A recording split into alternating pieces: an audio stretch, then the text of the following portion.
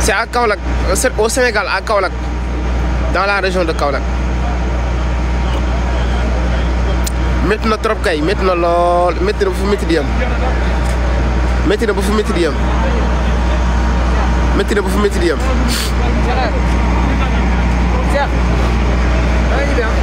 waaw marché Kolo li muy lakk bëri na de wallaay dem na yële passé marché kii bi la woon fëgg jaay ba bii marché poisson bi sapeur ñëw na de sapeur mu ngi ci de sapeur ñu ngi def seen liggéey de wax dëgg yàlla waaye xëy na nag benn erreur moo am mooy dañoo yéex a ñëw dañoo yéex a ñëw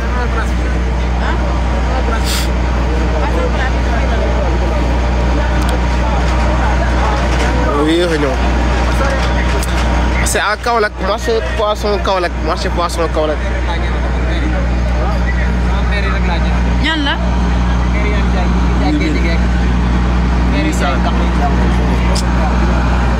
marché poisson Kaolack la. waaye ñeent li ñuy xëjoo koppar fo. waaye te yàlla. bu nekk ci naqar yi ñoo bëgg ndey dërëm. ñi dey.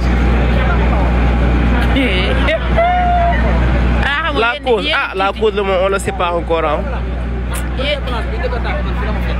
nga ne la.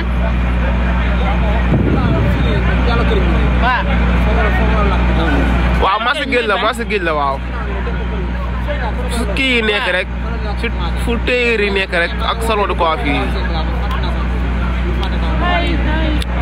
c'est à Kaolack marché poisson Kaolack fu téyeer yi nekk ak ñu yor salon de coiffure yi côté boobu noonu la.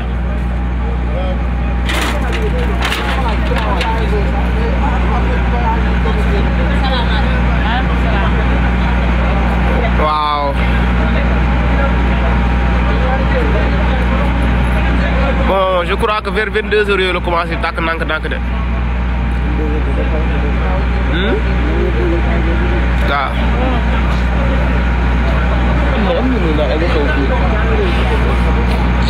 bu la nee bul xeex bu dootu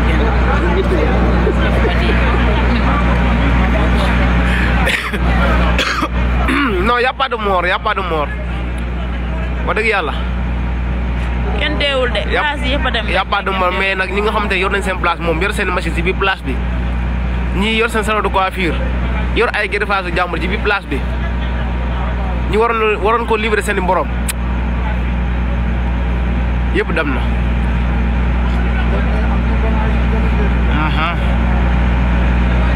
xaalis ndogalu yàlla la kay. ndogalu yàlla.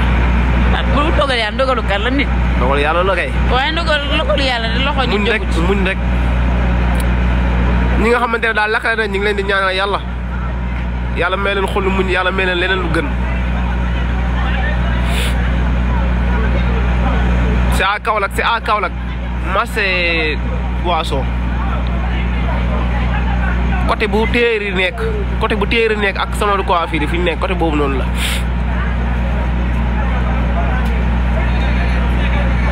Alex sinon amoo respect s'il te plaît naka lay nekk.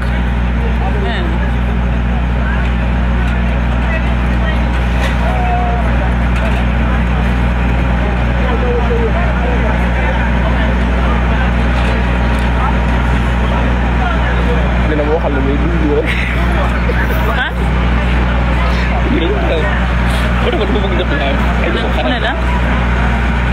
c'est à Kaolack.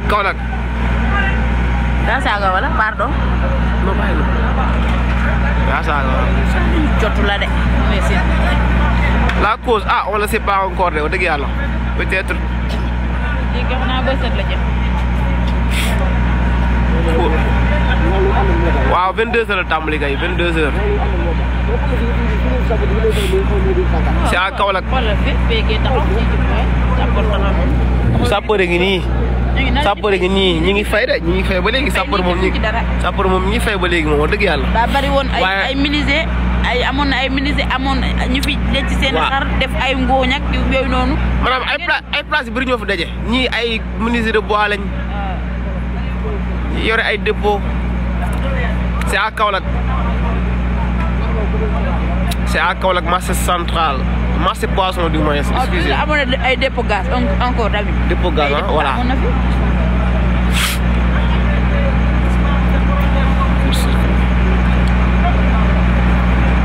Sonko jumaa dañoo ok de Sonko jumaa dañoo ay gaaf safurla. yaa leen gën a ay gaaf de fekk ñoom lu seen yoon ci lakk-lakk.